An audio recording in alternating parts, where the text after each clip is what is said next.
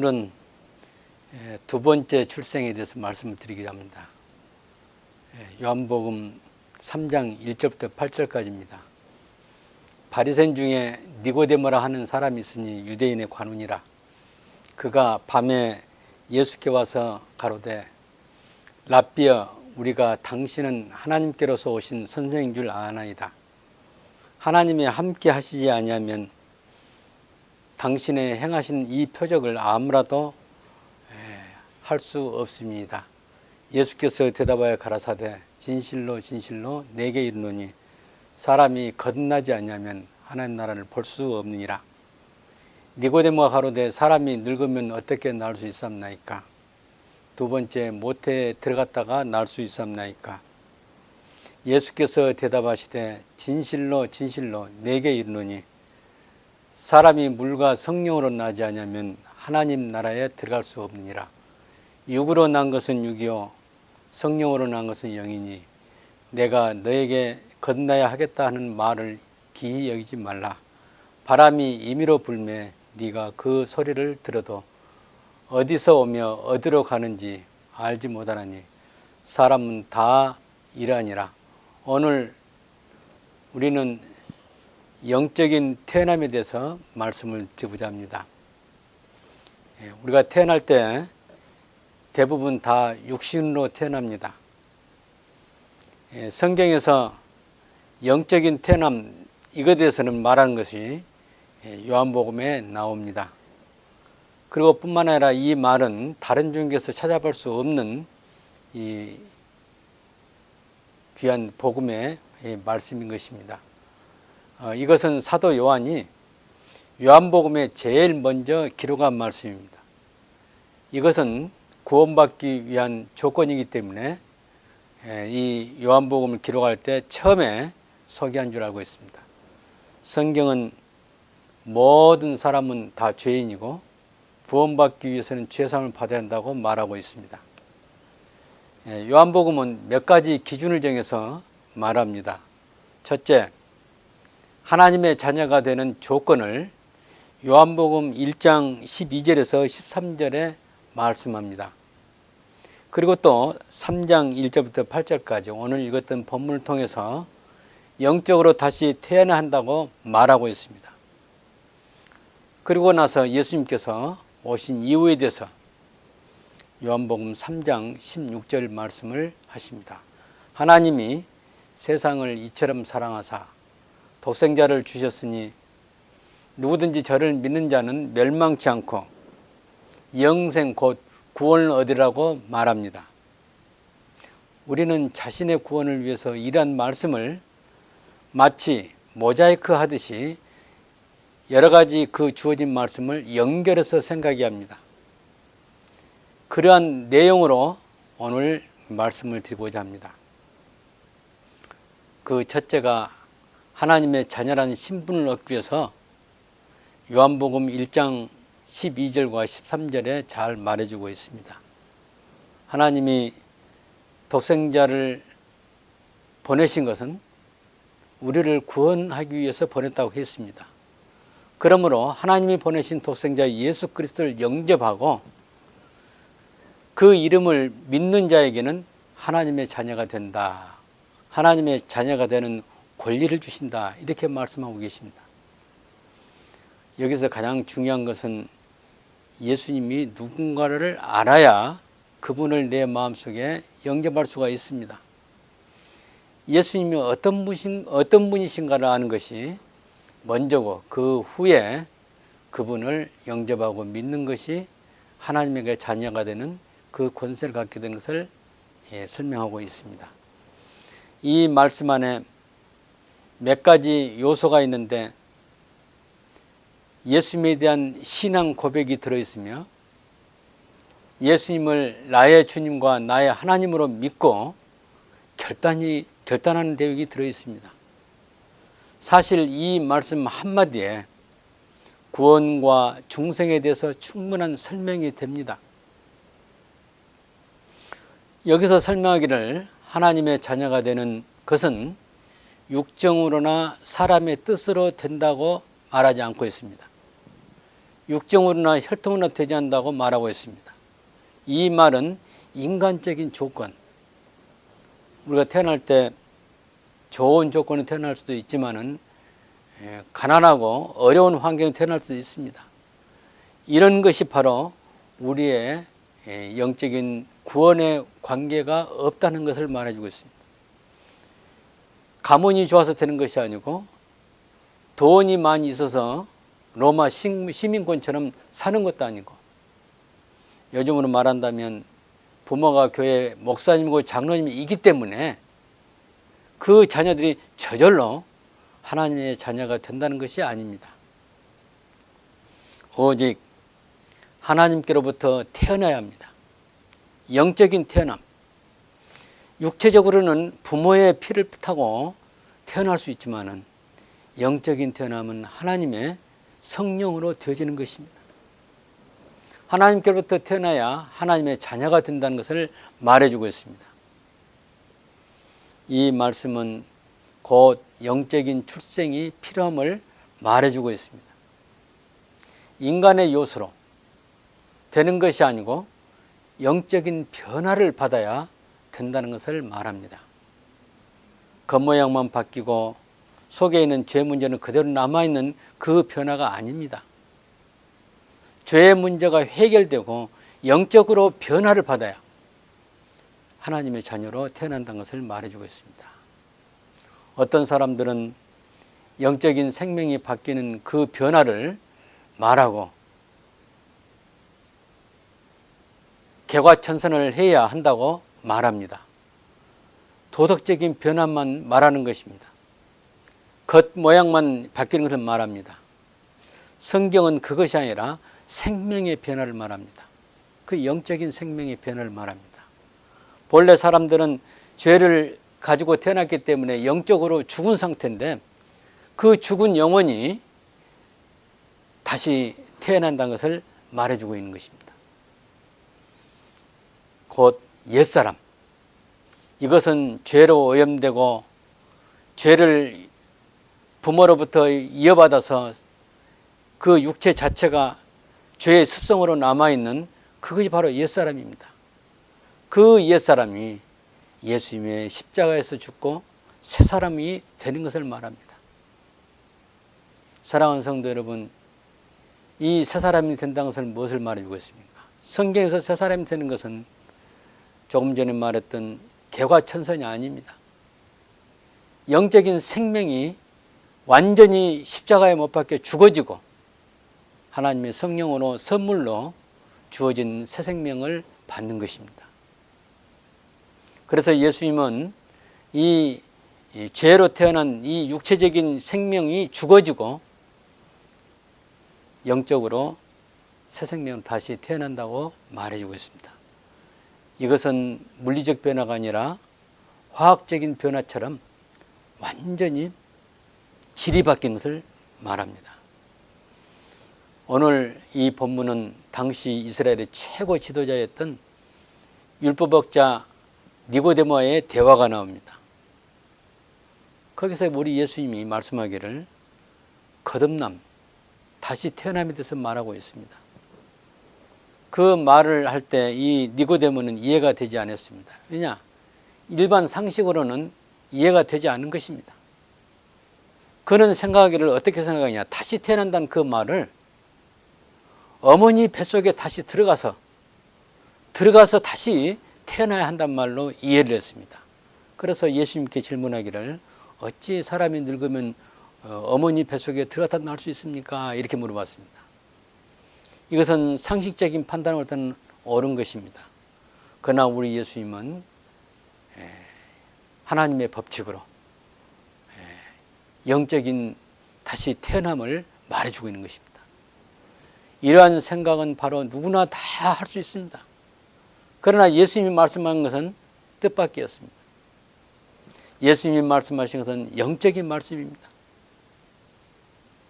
예수님은 새로운 지식으로 영적인 출생에 대해서 대학자인 니고데모에게 이 다시 태어남에 대해서 말하고 있습니다. 니고데모는 율법학자로 그 누구보다 성경을 가장 많이 아는 대학자입니다. 구약에 대해서 누구보다 더 많이 알고 정통한 학자라고도 보여집니다. 그런데 이런 사람이 예수님 앞에 나와서 선생님, 이 선생님은 하늘에서 온 선생님을 내가 믿습니다. 표적을 많이 행하시는데 이것은 하늘에서 내려온 자 아니고는 할 수 없습니다. 그러면서 예수님에게 접근합니다. 아마 니고데모에게는 어떤 사람이 하늘나라로 가는가에 대해서 매우 궁금했을지 모릅니다. 그런 부분이 있었기 때문에 예수님을 방문했던 것 같습니다. 장소는 갈릴리가 아니고 예수님께서 예루살렘에 방문했을 때 예수님이 머무시는 아마 곳이었다고 볼 수 있습니다. 예수님은 니고데모의 마음을 이미 알고 계시기 때문에 그에게 대한 설명을 먼저 하십니다. 예수님은 논리를 전개할 때 몇 개의 그 단계를 거쳐서 말씀하십니다. 오늘 우리가 그 단계를 같이 한번 생각해 보겠습니다. 3절의 말씀에서 사람이 거듭나지 않으면 하나님 나라를 볼 수 없느니라 이렇게 말씀하십니다. 이 말씀은 성경에서 말하는 하나님 나라를 알 수 없고 하나님이 멀리 아브라함 때부터 약속하신 큰 민족에 대해서 이해가 되지 않는다고 하는 것입니다. 이 말씀은 우리의 육체적인 눈으로는 알 수 없는 것입니다. 육체적인 그 눈으로 본다는 말이 아닙니다. 거듭나지 않고는 하나님 나라를 볼 수 없다. 영적으로 이해가 되는 것입니다. 구약과 신약 성경이 하나님의 나라에 대해서 설명하고 있습니다. 그렇지만은 이 하나님 나라를 알려면 어떻게 하냐? 거듭나야 한다. 우리가 보통 하는 말이 예수 믿고 죽으면 천당 간다 이렇게 말하고 있는데 이 천당과 하나님 나라를 동일시하는 경우가 있습니다. 어떻게 보면 다를 수가 있습니다. 하나님 나라는 하나님이 통치하는 나라고 하나님이 왕이신 하나님의 왕국입니다. 마태복음에서는 예수님이 만왕의 왕으로 오셨고 예수님께서 하나님 나라의 왕이라고 이렇게 말하고 있습니다. 그런 하나님 나라를 우리가 이해하려면 거듭나야 한다는 것을 우리 예수님이 니고데모에게 말씀하십니다. 거듭난다는 것이 그만큼 중요한 일입니다. 거듭나지 않고 또 거듭나고 하는 그것은 너무너무 큰 차이가 있습니다. 하나님께서 말씀하신 오래전부터 메시아가 오시면 그가 영원한 왕이시고 그의 나라는 영존할 것이라는 이런 말씀을 하셨습니다. 이사야를 통해서 말씀하셨습니다. 자, 이 새로운 개념의 하나님 나라를 어떻게 이해하는가? 여기서 말한 대로 한다면 거듭나야 하는 것입니다. 이 나라는 선자들이 예언하고 그 나라가 임할 것을 기대하면서 기뻐했던 나라입니다. 메시아가 오셔서 통치하고 메시아고 그 나라의 왕이 도래할 것을 기다렸습니다. 오늘 니고데모 바로 앞에 하나님 나라의 실제이신 예수님이 앉아 계십니다. 그 예수님에 대해서도 거듭나지 않으면 그가 누구인지 알 수 없습니다. 그저 니고데모는 예수님이 표적과 이적을 행하시니까 하늘로서 오신 분이다 이렇게 말하고 있습니다. 하늘로서 오신 분이라면 뭐 여러 가지 의미가 있죠. 선지자도 하나님의 부르심 받고 오는 것이 바로 하늘부터 올 수 있고 또 이 천사도 마찬가지입니다. 그런데 우리 예수님은 지금까지 이스라엘의 역사에서 그만큼 능력 있는 그런 사람이 없었습니다. 그렇기 때문에 니고데모가 우리 예수님을 하늘에서 오신 분이다 이렇게 믿었던 것입니다. 우리 예수님이 하나님 나라 왕이라는 사실을 알게 되는 것은 거듭남으로 알 수 있습니다. 니고데모는 요한복음 3장 2절에서 예수님을 기껏해서 하나님으로부터 오신 선생, 이 선생으로 알았다는 것입니다. 이 선생과 하나님 자신과는 너무 큰 차이가 있죠. 그래서 예수님은 첫마디 말씀에서 사람이 거듭나지 않으면 하나님 나라와 하나님의 나라의 왕으로 오신 그 예수님을 알 수 없다고 말하고 있습니다. 오늘날 많은 사람들이 예수님을 오해해서 그 오해한 이유는 거듭나지 못했기 때문입니다. 예수님을 오해해서 도덕적인 스승으로나 정신적인 지도자로 또 한 종교의 창시자로 이렇게 말하고 있습니다. 이런 말은 겉으로는 그럴듯하게 들릴 수도 있습니다. 그러나 예수님의 관심은 그런 말을 듣는 것이 아닙니다.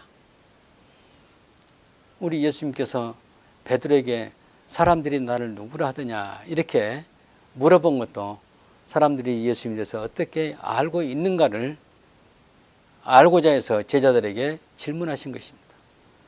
어떤 사람은 예레미야나 한 선지자라고 합디다. 어떤 사람은 바로 세례 요한이 다시 살아나서 오셨다고 합니다. 그 너희는 누구라고 하느냐? 아마 우리 예수님께서 이 대답을 굉장히 궁금해 했을지 모릅니다. 왜냐? 제자들이니까. 오늘 이 자리에 와 계신 여러분들 모두가 다 바로 예수님의 제자들입니다. 베드로에게 질문하신 예수님은 바로 여러분에게 질문하십니다. 너희는 나를 누구라 하느냐?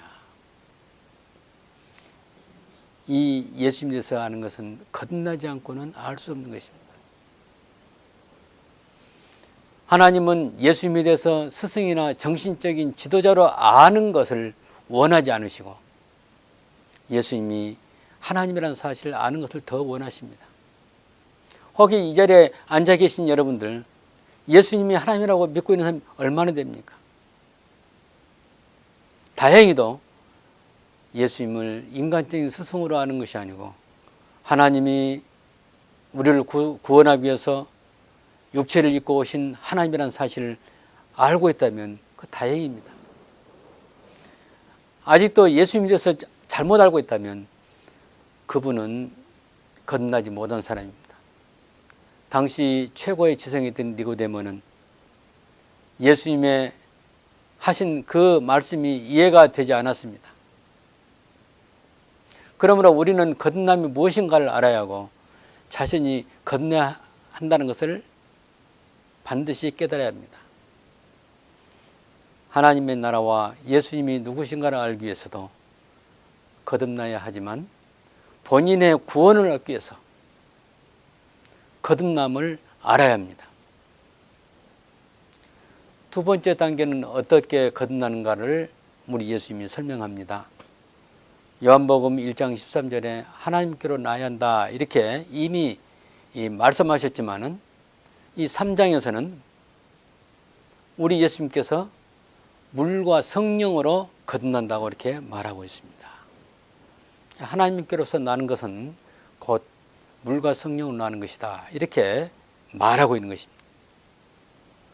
어떤 사람은 물은 세례를 표현하고 또 성령은 오순절에 성령을 말한다고 말합니다.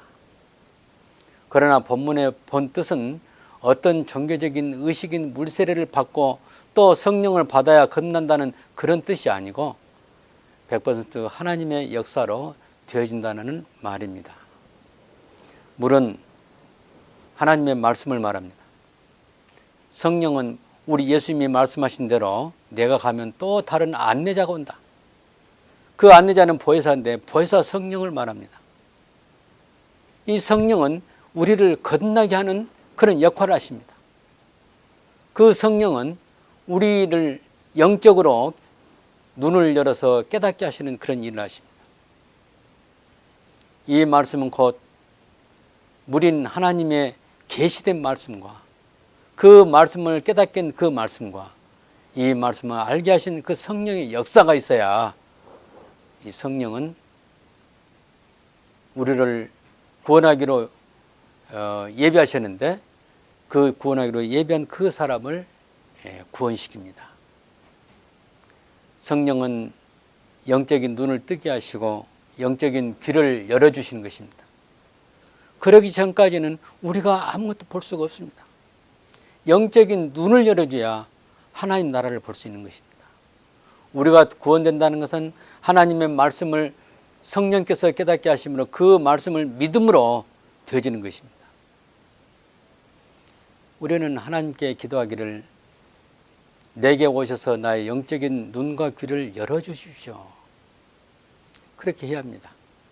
하나님과 천국을 사모하는 그런 마음으로 이 간절한 기도를 드려야 우리 영적인 눈이 뜨여진 것입니다.